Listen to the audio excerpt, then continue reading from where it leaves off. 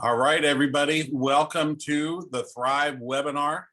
We are glad you're with us, and we've got an incredible interview today we're excited about. If you're joining us on Facebook or on Zoom, go ahead and type in the chat. Let us know where you're viewing from, and we'll get started in just a moment. But want to let you know next week, we've got Andy Wood with us. Andy Wood is the lead pastor of Echo Church over in Silicon Valley, and as multi-site church has done some incredible things. So we're excited about that. And then we've got a bunch of great episodes coming up. So make sure you tune back here every week and join us for that. Well, this week we have Jason Petty with us, better known as the stage name Propaganda.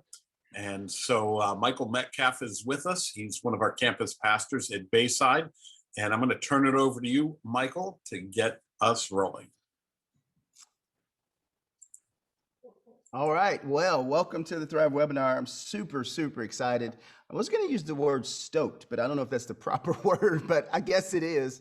We're going to get to have a conversation with Jason and just kind of walk through and navigate what he's been navigating. We all have been, but see how he has been navigating the pandemic, how he's leading his family, some interesting things to unpack about the church and what we're navigating. I'm also interested to unpack his new song, We Are the Culture. So you may know him as Propaganda, but welcome, Jason. What's up, y'all? What's up, everybody? Up? Honored to be here. Well, here, but on that with y'all. Yeah. No doubt, man. No doubt. As it goes. You know what I'm saying? No doubt. Well, listen, it's first time for me to meet you, so I'm glad you're taking time out to hang out with us. It's pretty awesome. Yeah, man. So, I love y'all, man. I love what you guys do up there. Well, I hear that you and your family, well, you and your daughters were just eating chicken and chicken salad. Is that what you said? No, my youngest daughter is just, I mean, she loves chicken wings. So we have to get her own box of like lemon pepper chicken wings. And so since nobody else is allowed to touch them, I just made some tuna. So I had some tuna and tortilla chips because she don't share her wings. And that little girl shine them. She will make you proud. As a father, my little 6-year-old can shine a chicken wing. And I am so proud of her. Hey, here's the thing, man. You're going to have to explain that because not everybody's going to know what shine a chicken wing. Okay. Yeah. Sometimes you be forgetting, right? You be forgetting them cultural touch points. Yeah. Right. So, you know, when you get wings, if you get them bone in, there's like, it's almost blasphemous to leave meat on the bones. Like that's like, this is anathema. You don't do it, right? So when we say you shined it, it's almost like you've taken so much meat off that bone that it's now shined and you can like see your reflection in the wing. And like, so I've never had to teach her that. She just worked that bone. And so me and my wife look at each other like, go ahead, girl. Like, you know, we're just really proud of how that little girl can shine a bone. So yeah, that's what I mean by that. She eats all the meat off the chicken wing. Nothing left. Nothing left. My mom had to teach me that. I didn't come out knowing that. I had to get taught too, you know, because I'm like, but I'm like, there's 4 more. I don't have to like just keep working this one. I could like, this would take too much work. I'm gonna get the rest of one. She's like, boy, you better finish that bone. You better finish that wing. Yes, ma'am. Oh man! So now we all know what it means to shine a chicken wing. Yes. I told you as we were just jumping on here that I was going to ask you a selfish, personal question. Okay. So I've been married for coming up on 20 years. I've got 2 boys, and obviously leading and being a husband and leading the family and just helping the family navigate all that we have walked through with the pandemic has been something of a learning episode for me. So I was going to ask you, you know, what would you share about being a husband, father, leader as you're leading your family through this? What's the 1 or 2 things that you're walking away with? Man, so many things. And it's like, yeah, it's so much, right? I think if I were to like pin down 2 things, one is I really had to rethink what I meant when I said leading. I think that like that was because I'm, you know, I until the plague, you know, I was a touring artist. So Right. I never spent my whole marriage. I've never spent a contiguous month at home. There's always been a, you know, 2 days, 3 days somewhere. So unbeknownst to me, for the last, you know, 10 years of our marriage, my wife had been running the show. Like I knew she ran the show, but like, no, she's been running the show, you know, and so I think it was more like okay, so what does it mean? What do I mean when I say lead? You know, and I think it's been more of a like, as I've unpacked that, what I've learned is a lot of like, and I don't say this in a corny way, but like a lot of like real humility. Mm, You know what I'm saying? What the idea that the rulers do serve, like, and this is the way of the kingdom. You know, you lead by service, you know, and a lot of modeling, sort of like, if I get to be one of the people that set the tone in our house, because you know, you've been married that long, so you know, as your kids grow up, you know, is somebody, one child can just be so sour that the whole house mm. is just rancid. You know what I'm saying? So it's like, uh, it's on all of our shoulders to create an environment that's like acceptable. So I realize I play more of a role in that than I thought I did, you know. So sometimes me just like biting my tongue and being like, well, I ain't gonna get into it because that's between y'all. Cause I'm a girl dad. It's only females in my house. So most of the time, I don't even know what they talking about anyway. You know what I'm saying? And I'm like, I don't understand. My opinion don't matter right now. So I'm just gonna watch basketball, you know, Right. but like, but they're picking up on it. You know what I'm saying? They're picking up on like the attitude I have, which I thought was just staying out their way. But like, yeah, I think, you know, being purposeful in my own sort of like self-care, my own temperament, my own like, you know, how come y'all ain't put away these dishes? I'm trying to keep this house clean for you, you know, but being like, nah, you know, I mean, look it, this is me, you know, this is me showing you what it's like to like really, we live in community, we live among each other, you know what I'm saying? And it's like, I want to lead as this, you know, picture of like the only representative for my gender, you know, for Miles, you know what I'm saying, to show like, hey, there's a way, you know, with all the like, with my, you know, daughter, with all the brawn and strength I have in relation to, you know, my wife and my other daughter, like, no, like I am just as gentle, you know what I'm saying, and I am just Good. as much of That's really a good. servant, and like, you know, I play a role in this house, and the role is ain't no better or worse than yours, you know. So it's really like just it's been like I had to learn how to fix my posture, you know what I'm saying, and see that as like my role as leading, you know what I'm saying. That's really. I'm writing that down. Fix Yeah, your posture. You said real leading is humility, and I think all of us who have some type of leadership role this year forced us to either engage or re-engage with that absolutely. thought that we are serving the people who are with us, and we're doing this together. And I think the greatest leaders do that. You also mentioned that you'd spent time away, you're on the road. Yeah. So just unpack for us, how did you really have to adapt your, you know, your career, your artistry around this? I'm not going to say the word pivot because I'm tired of hearing that word. But Yeah, no, I'm not. I'm still rapping. You know what I'm saying? right, right. uh, yeah, no, that's good, man. I think for me, it's been a matter of like not necessarily a pivot, but being like just nimble and open. I think for me, it was like I'm the type of creative that like there's a bunch of like there's always a bunch of pots cooking on the stove like all the time, you Mm, know, and but one demands so much attention. So what I noticed for me was like, you know, to keep the metaphor going, that water in the on the back burner is never going to boil mm, because I'm not really giving it the attention it ever needs. So I feel like the what this shutdown and this pandemic, not being able to tour, made me go, okay, so you got all these like half-baked ideas, these like half-cooked things that you could do. Like now you have a chance that you said this might be dope if I had the time to work on it, and now I'm like, well, let's see if it is, and so I kind of took it as like the creative challenge to figure out, okay, well, you love coffee, you know what I'm saying, you like podcasts, you like all this stuff, like let's see if it could work, you know what I'm saying. And so that was one of the things that I did. And then secondly, like I would say I had been, I spent so many years in like obscurity, if you will, as just like a hungry independent artist before anybody actually paid me to perform.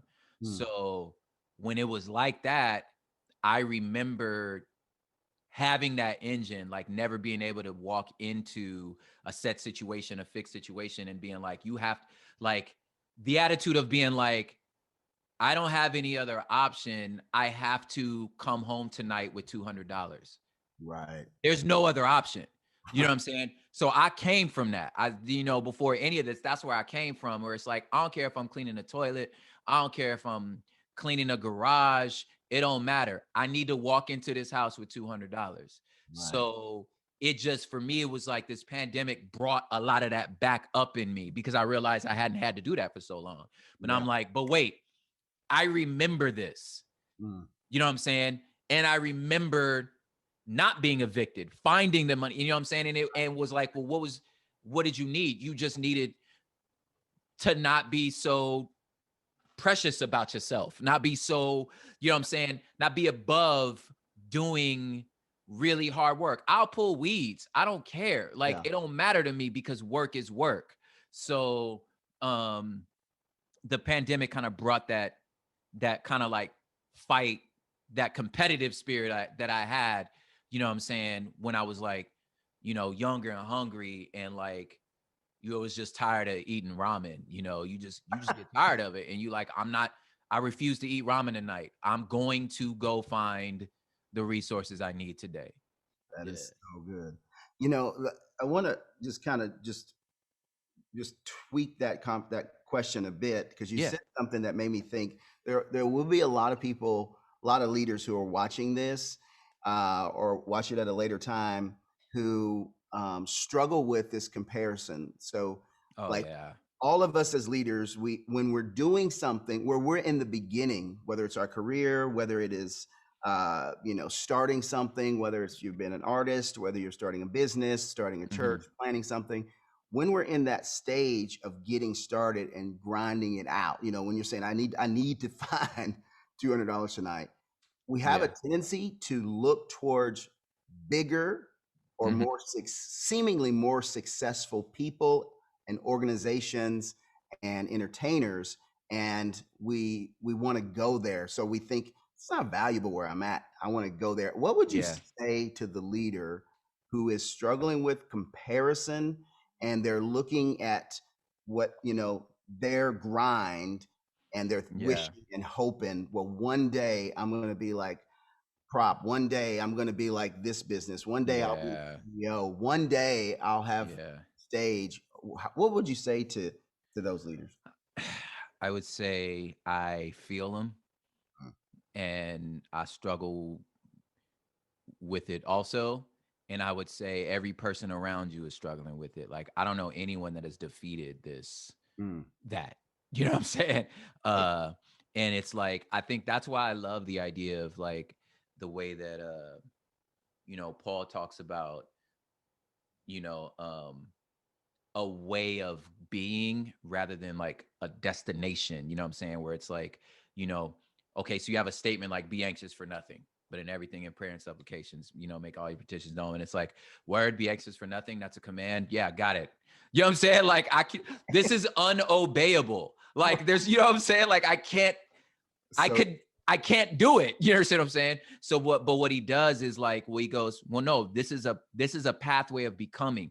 What do? Well, you meditate on whatsoever is pure, whatsoever is loving, whatsoever is, trustworthy. And it's just like, no, what he's saying is like these things you put into practice. So mhm. for me, I would encourage them to say like, yo, maybe first of all, let's not think of it as like this sort of destination, but a way of carrying yourself. So that's why in the beginning, when you were like, what's some of the things you learned? I learned, like I said, that self-care of creating a way of being through the day, which is the practice of thinking about and meditating these things rather than being like, okay, here's my goal. I got to get to that type of, sanctification. And it's like, you ain't gonna make it, bro. You know what I'm saying? Like, this is just the way to be. So I would start with that, like on the higher end, and then on like the more sort of ground level, just the reminder of like, somebody right now is comparing themselves to your career. Right. You know what I'm saying? That's like, I wish I could be where you are. And you looking around like, what? And the latter is infinite. Like, I think about when, this is a stupid analogy, but like, okay, so Taylor Swift 2 albums ago, like, broke all kinds of like records with like, I'm not putting my album on Spotify until 2 weeks later. I'm not doing all this stuff. And she outsold everybody 9 million the first week. Amazing, until Adele dropped her album. Right. You know what I'm saying? Who did 30. You feel me? And it's like, so you have to imagine yourself, you have to imagine Taylor Swift frustrated about her 9 million. Right. You know what I'm saying? Because she got 30. And it's like, we go, oh my, are you serious, fool? That's ridiculous. Right. And I'm like, you're right. It is ridiculous. You're absolutely correct. It's ridiculous. Right. So just, run your lane. Them shoes don't fit you. Them clothes don't fit you. You would look weird in their clothes anyway. You get you an outfit that looks good on you. You run your lane, and it's going to feel good. It's going to fit comfortable. You're going to enjoy every second. You feel me? And just trust, man. It's not about what something look good on a mannequin. It's about if it look good on you. So when you think about that with your own career, it's hard. Trust me. That's why I was like, I feel you. But that's something that I have to remind myself, where I'm like, there's plenty of artists that I wish like I had the looks they had. I'd had the things they had. But I'm like, man, but you know what though? I wouldn't look good on me. I like what I'm wearing. That's good. You know what I'm saying? That's really good. It's really, and like you said, it's that process of walking through it. I wrote some stuff down where you were talking, and like you really, what you're saying is who you are becoming is more important than where you're going. Absolutely. Who you're becoming, it's a big deal. Yeah, it's a way of being. I mean, yeah, it's like that's the best way I could think about it. It's a way of being, Mm. Yeah, and like that's ultimately what I'm hoping about myself, that this is a way that I have a way of carrying myself. And if that's the case, then like I'm not necessarily like, I know I'm going somewhere, but that's just that's not what's on my mind right now. What's on my mind right now is my form, is my stride, is who's coming with me. Are we enjoying ourselves? Am I okay to be around? Do you like walking with me? You know what I'm saying? Like, that's what I'm trying to think about, That's really good. Yeah. It's really good. Which really leads me to your song "We Are the Culture." If you take a moment, I want to really ask 2 questions. Yeah. The first one is like, what's the genesis of? I think we probably know the answer, but what's the genesis of the song? Like, what was the thing that kept you up at night or made you say, "I've got to write this song"? And Yeah. really unpack for us. Just kind of unpack for what you're speaking to in it. Yeah. So We Are the Culture. I'm not necessarily like the type of artist that drops a lot of singles. You're usually like songs that are part of a bigger opus. Mm. And this is one of those things. The songs are part of a bigger opus. Okay. Just the bigger things I want to talk about, like imagining just a better world for all of us. You know what I'm saying? And all that it comes in with that. So one of the ways I'm thinking about that is just the idea of the way that we understand culture. And I think the part that keeps me up at night is like, when my parents, when my parents started like becoming like church folk, it was during the time of like culture wars. Mm. We're at war with the culture is evil. They're trying to take, prayer out of our schools. They're tearing down this, you know what I'm saying? Like the culture is our enemy, and we are here to stand against that. And it's just, I mean, to be a lot of times, to be realistic and as transparent as possible, oftentimes it seemed like the things that were the culture sounded a lot more just like people of color asking for rights. Mm. You know what I'm saying? And I'm like, hey, you keep calling that the culture. I'm just saying they just sound like equal rights to me. You know what I'm saying? So like, so the beginning of it was like, who is this culture you speak of? Mm. Like, where is it? Where does it exist? Does it live in the mountains? I mean, does it come down and rob our children? Like, who are they? Right. What is it? You know what I'm saying? Right. So that was like the thing I wanted to like really kind of hammer down. And then as you like get into like just the academia of it all, like what we mean when we say culture, I mean, culture is humans. Like it don't exist in nature. It's us. Mm. You know, it's two humans trying to survive. You know, our laws, our language, our customs, our music, our food, you know, our what we consider polite, and not like we made it all up. It's not something separate from us, you know? And so I wanted to like really kind of hammer that down, not so much in a like a indicting way, but more in a celebratory way. Like, no, this is beautiful. Like we get to make it up. We made this. And if there's something not healthy about it, then that's on us because we made it up. Well, and since we made it up, you know, we have the freedom now to critique and make it better, you know? So There you go. it was, I like it. yeah. So it was more the encouragement of like, yo, no, like, no, stop and celebrate. Like, don't think it's something separate from us. You know what I'm saying? That like, that's being sort of somehow or another packaged and given back as a product or like a commodity. I'm like, no, it's us. Like we are it, you know? And that's something that like I'm trying to start to unpack with that song. So it's supposed to be celebratory, but ultimately like, hey, oh wait, it's us. That's really good. Yeah. In the song, you start off some of the verses speaking to specific people. Mom, Yeah. pops.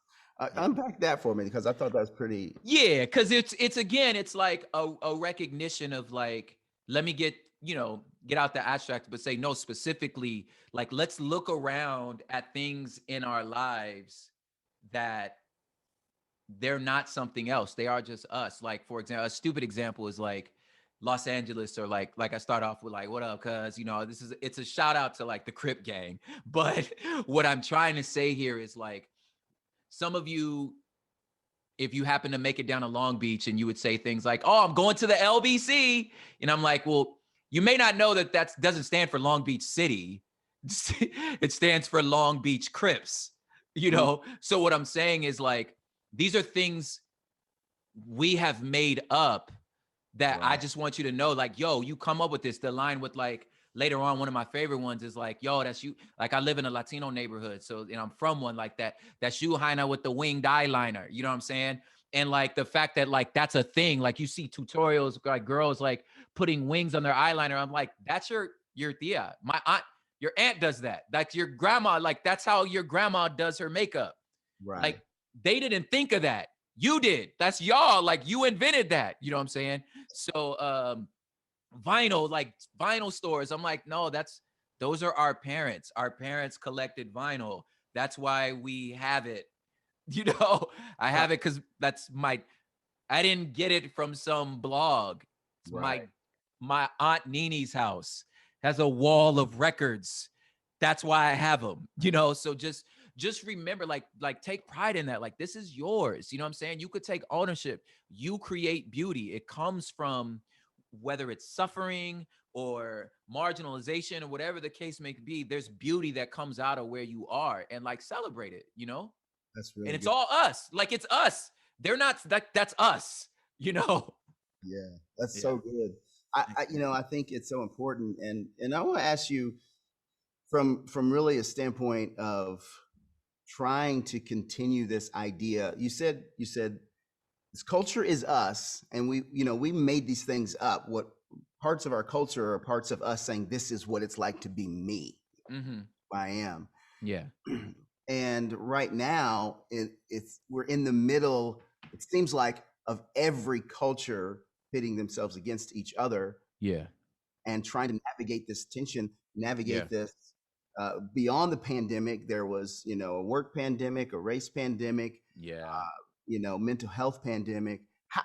What would you say to us as leaders? How should we continue to have these conversations around equality in a life-giving way from every side? Yeah. Yeah. I think that I think a lot of it has to do with the starting point, right? And which is why I'm glad you brought up this song, because I'm saying like let's start here. That like it's one planet. Last time I checked, when you looked at pictures from satellites or space, the word California isn't written on California. It don't look like the maps. You know what I'm saying?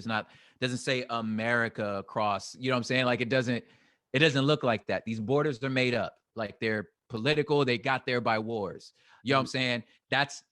It all exists in our head, So I feel like, so if we start there, that it's like, it's one earth, the lines are imaginary. Right. You know what I'm saying? So how is this person across from me any different than me? So good. Except for the way for which we treat each other. That's good. You feel me? And it's like, I'm not trying to ignore reality. Of course there's a reality. I've been crushed by that reality. You know what I'm saying? So like, I'm not saying it's not there, but what I'm saying is it don't have to be there. It doesn't have to be this way. Right. So if I start saying, okay, I'm going to listen to, a person's like words, but try to hear, what they're really saying to me, you know what I'm saying?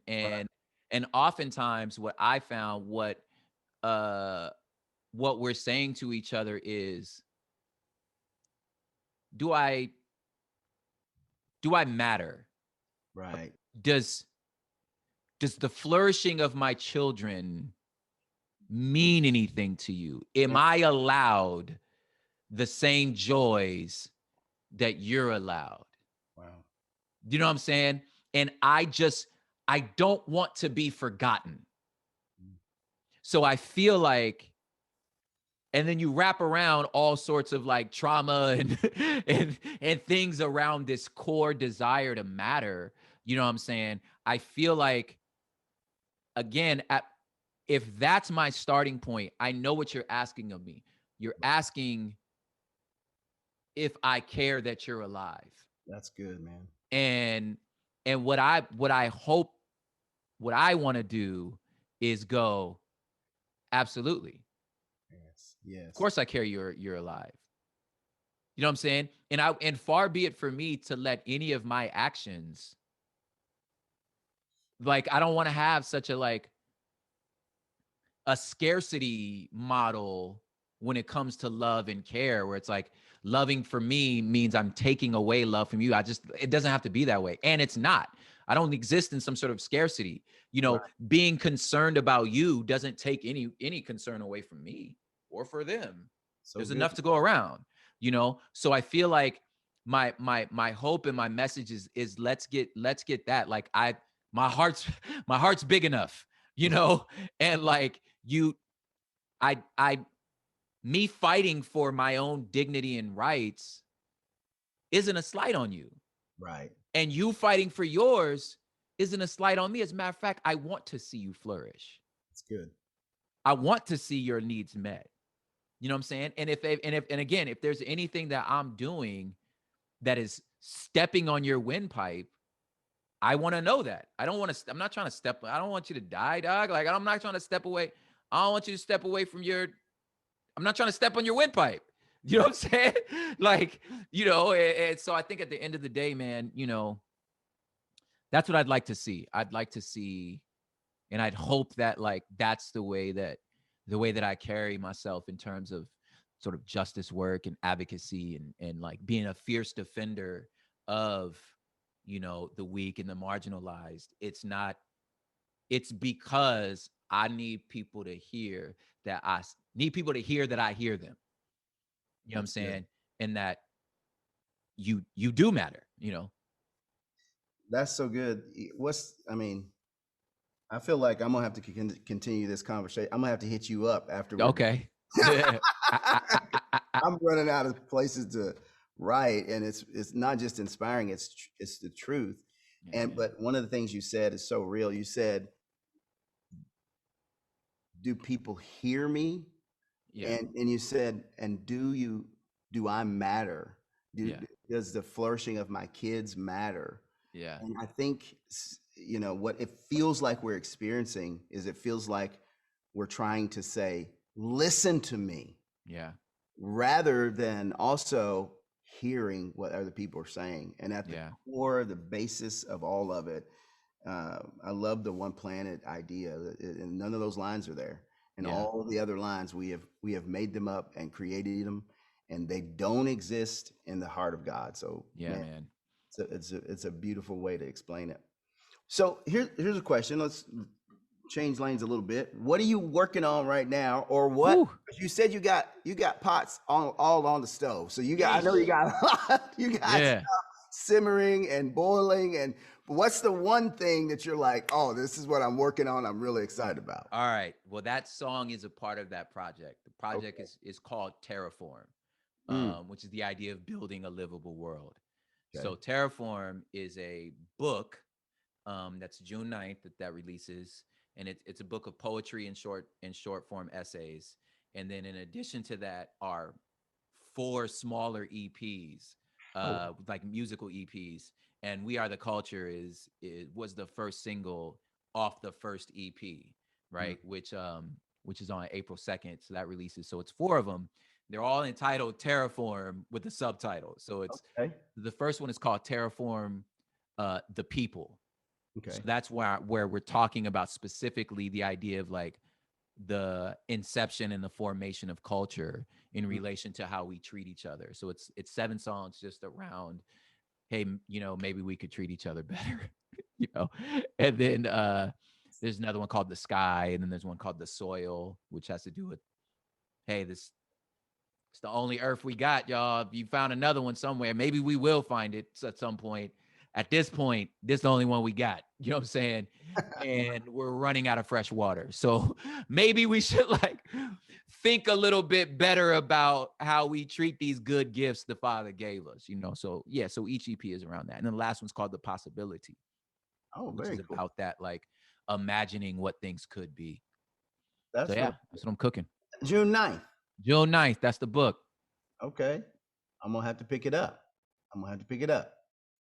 So watching us now, and as this content lives on, we'll have African American pastors, we'll have Asian pastors, white, Latino, every race, every background, every social economic level, all different denominations. What would you say to pastors and church leaders as they're leading through this cultural climate? What's the one thing you would tell them? Man, humility is the biggest thing. Mm, And I would say that would be my biggest thing is like, yo, just bathe yourself in humility. You know what I'm saying? And then don't be afraid to pass the mic, you know? Like maybe you're not the guy for the moment, and just like who's around you, who could speak to stuff in a way that's like, rather than consulting them, I'm like, yo, just hand over the mic, and just have that space. You know what I'm saying? I think it'd be good to, like, for pastors all over the place, man, just be kind to yourself. You know what I'm mm, saying? And patient with yourself, know that you have limitations, and just like, hey, let's get rid of this like idea that like you're the one with the answers. You the pastor, so you supposed to have all the answers. Like you got it. And like I know you lying. You know what I'm saying? You ain't got them. Sometimes we don't have them, So I'm right? like, let's just acknowledge what we already know, which is you don't have all the answers. And that's, I mean, yeah, like, it's like we all know it. We all know you don't. You know what I'm saying? So like, it's, we can acknowledge that. It's cool. It's, it's cool. And just, you just bait yourself with that humility. Like, why not? Why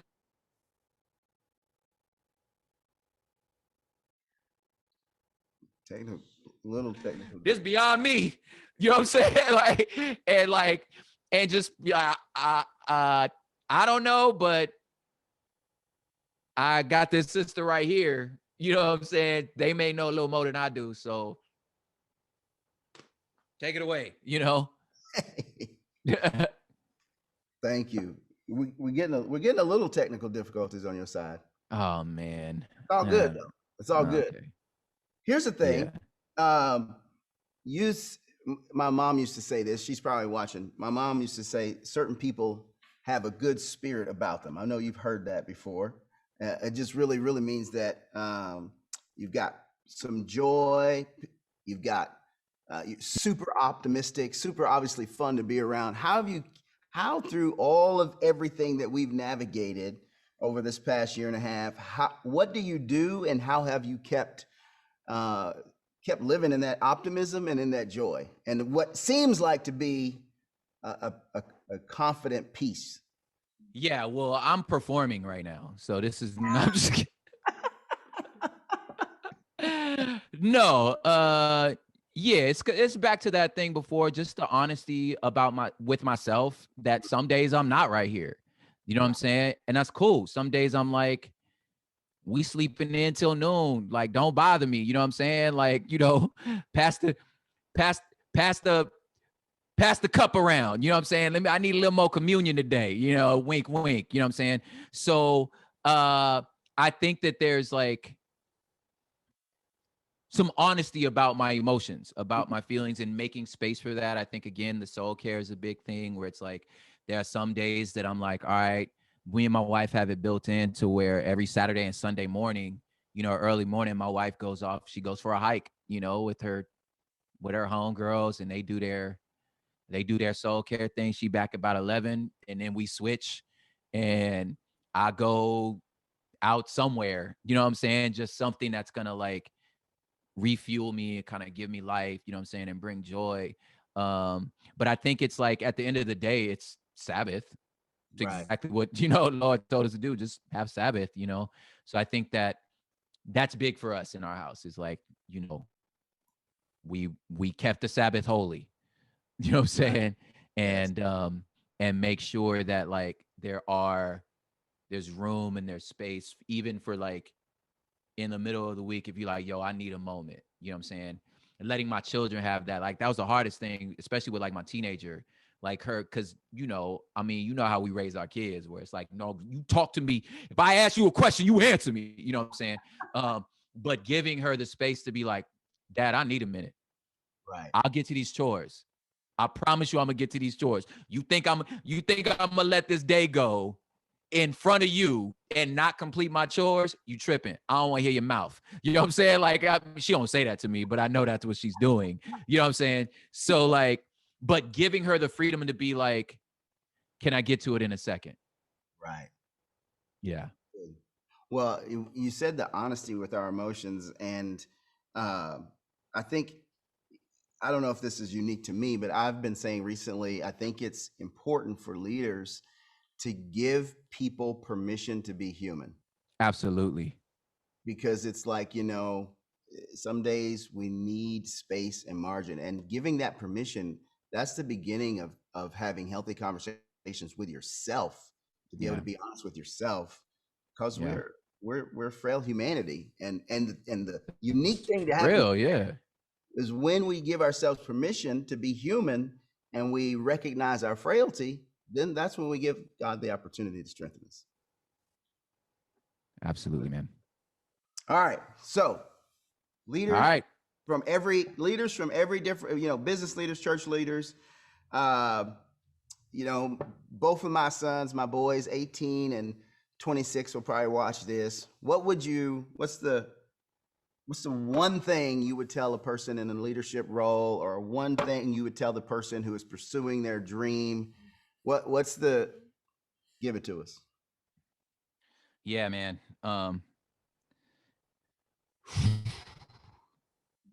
It's hard to hit one thing, but I would say like, yeah, you do the best with what you got. Mm. You know what I'm saying? What's available to you, you cook up the best thing you can cook up. You don't worry about nobody else's thing. If you got, you know what I'm saying, you got $100 budget, you make the dopest thing you can on $100. You know what I'm saying? You got 20 hours a week. This will be the bombest whatever you're building on 20 hours a week. Mm. You got 100 followers. Them 100 followers are 100% engaged. Right.